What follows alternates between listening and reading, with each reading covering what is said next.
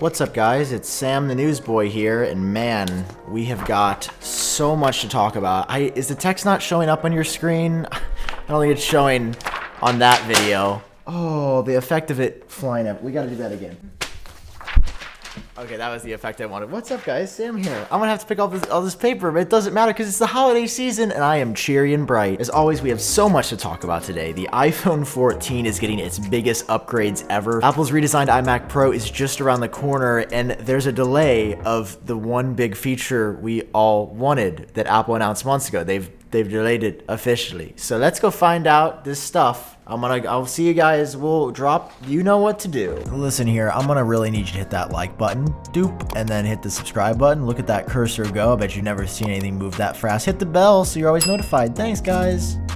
First up, this is an important PSA. There's a new episode of Genius Bar out. You guys can go check it out right now over on the Genius Bar YouTube channel. I'll leave it linked down below. Awesome, amazing time with Renee Ritchie. We had him on the show this week. So it's Prosser, me, and Ritchie, and it's just such a fun experience. You guys got to check it out. All right, so I want to kick things off today with the new iMac because, listen, I know a lot of you probably aren't huge iMac people because, I mean, you'd have to look like this to be an iMac person, and I don't know many of you that look like that. I'm just being honest. But me, I was born an iMac boy, and I will always and forever be that. That is, if it is as good as we're hearing, which is that this is going to be redesigned like the new 24-inch iMac, but this time with the fastest Apple Silicon. It's going to be a high-end model, and it's going to be 120 hertz. The only thing I'm not super hyped about is that it's a 27-inch display, which I just feel like is a little small for me, being a Pro Display XDR Elite that has a 32-inch screen now. But for those of you that want a high-end computer that's a desktop, I mean, this is going to be the way to go. And now we know when it's coming. This according to Ross Young, who is 100% accurate. He believes it's going to be dropping sometime in the spring. And we've heard the spring for products before. You guys remember last year when we saw that April event? Spring obviously being months away. I'm not 100% on an Apple event then, but if we do see this new iMac come out in the spring, I don't see them redesigning something without some, I don't know, like excitement around it. Did I hear Apple event? Oh, I might have heard Apple event. Apple event aside though, the reason I bring this up is that this is coming a little bit sooner than I would have anticipated. I thought at this point the 27-inch iMac redesign would have been pushed off till the fall with the iPhones and other Apple releases, but it does sound like Apple is going to be releasing at least something in the spring. But iMac, LiMac, SchmiMac, KiMac, fried mac and cheese, I don't care. All I care about is the drama. And so far this episode, it just isn't very controversial. Jimmy over there's telling me we need to up the controversy. So let's move on to this story. It's being pushed to the front of the queue about Apple delaying a major feature that they announced back at WWDC. I don't know about you guys, but I was watching that keynote live, and I remember Apple was talking about a pretty modest macOS Monterey update. It's what's running on this iMac behind me. It's what's on the newest MacBook Pros and all the latest Apple computers. It's a solid update, but it's real small, and there wasn't that much new, except for one thing. Because watching the keynote live, there was one feature that I kid you not, my mouth was agape when they announced it. It was called Universal Control. Apple promised that you'd be able to have one keyboard and mouse that could go between your iPad and your MacBook and your iMac, and you could drag a file from the home screen of your iPad to the desktop of your iMac, like through screens in one swift motion with zero latency. Clearly, this would not be hard at all to have all of these devices synced up and to be able to take this file coded on iPadOS and transfer it to macOS in no delay.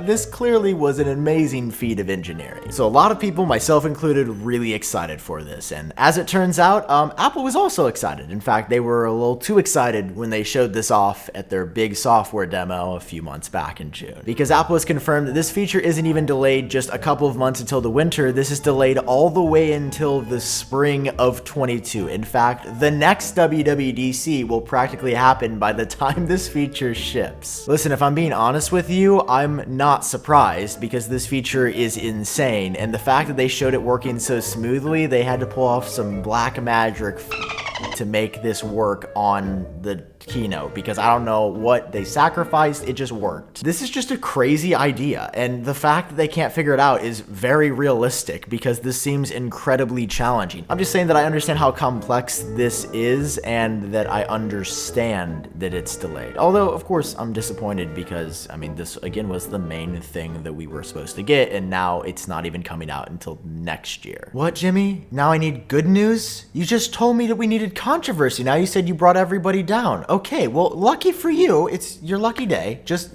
keep in mind, it's not gonna happen all the time, but we do have some good news. The iPhone 14 is gonna be kind of insane, all right? It is going to be out of this world good. Your head may just, that's what it's gonna do. Your head's gonna once you see the iPhone 14. Here, why don't I just show you? I mean, we've seen these images for a couple of months now, how it's gonna look like the iPhone 4, and we've heard some other things like it'll have Wi-Fi 6E. And then back in April, you guys might have forgotten about this because I did. We heard something legitimately crazy. Guo Minchi, one of the best sources of all time, said, oh hey, the iPhone 14, yeah, that's gonna be able to shoot a 48 megapixel photo and even 8K video. And I remember at the time, I was like, Guo Minchi, you gotta stop smoking crack. It's a cracky thing to say. I'm sorry. It's just a very cracky thing to say that a phone that now has a 12 megapixel camera, the iPhone 13, 12 megapixels, is gonna quadruple to 48 megapixels in 1 year. Yeah, okay. Well, it looks like that actually could be happening because we got a fresh report from Jeff Poo, who told us, well, basically the same thing and some. So the report says that the main camera, the wide-angle camera on the back of your iPhone 14 Pro, is going to be 48 megapixels. I know, still hard to believe, but what makes it sound a bit more realistic is that it's not every camera going to 48 megapixels. What makes this more believable is that the other two cameras, the ultra-wide and the telephoto lenses, are said to be staying at the same 12 megapixels that they are now. Now, that's not to say that there's going to be some other software or computational improvements that they end up getting, but megapixel wise, those are going to be at 12. This is starting to make a more complete picture now that the main lens goes crazy and the others just stay really good like they are now. But then Pooh throws in something else. He says that the RAM is also increasing. Right now, the iPhone 13 has 4 gigabytes and the iPhone 13 Pro has 6 gigabytes. I mean, we're finally up today for Apple smartphones in 2021, where Android smartphones have been for years. And I'm not saying that as it's a bad thing. I'm saying it's just ridiculous how much RAM Android phones have needed and iPhones have not to work insanely well. It's getting more insane. Next year, we're gonna have 8 gigabytes of RAM on the iPhone 14 Pro and the iPhone 14 Pro Max. That is as much as a base MacBook Air, just for context here. I never thought I would see the day, genuinely. I thought Apple was always gonna stay at the 4 to 6 range and maybe 10 years down the road we'd go up to 8, or RAM as a concept is transformed to something else. No, it's 8 gigabytes is what we're hearing from Jeff Poo on the iPhone 14 Pros. That's a lot of RAM. And I don't know if this is tied to the new cameras or if he just happened to come across this information around the same time. But I assume if the camera is getting more crazy, like you need more temporary storage to handle all of the files, and that's what the additional RAM could be used for. Really good news across the board. The iPhone 14 Pros sound like they are getting even more pro, and with the 13s, I was like, okay, the Pros are finally worth it, but now the 14 Pros are already sounding worth it, and this is just based on the rumors. If you want a Pro phone, the 14 Pro is going to be the one to buy. I'm telling you now. Hope you guys enjoyed this one. If you did,